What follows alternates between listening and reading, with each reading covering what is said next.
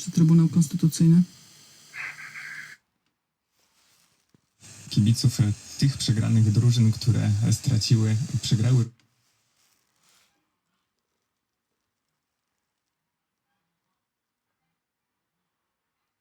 Też na wypowiedzi przedstawicieli pana prezydenta, to ja mam bardzo duże obawy, jak ta sytuacja będzie się rozwijała.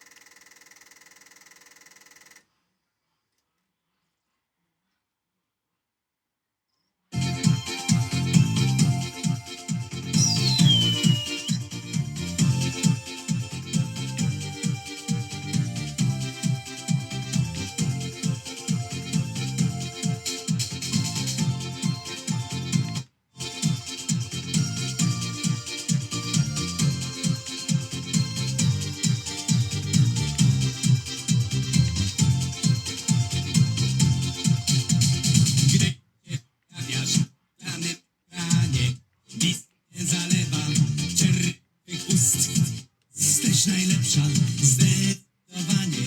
I sypkich dziewczyn największy masz biust. Wciąż po kanałach szukam twego ciała. Szef twój namiętny w mych uszach brzmi. Patrzę się w ekran i ciągnę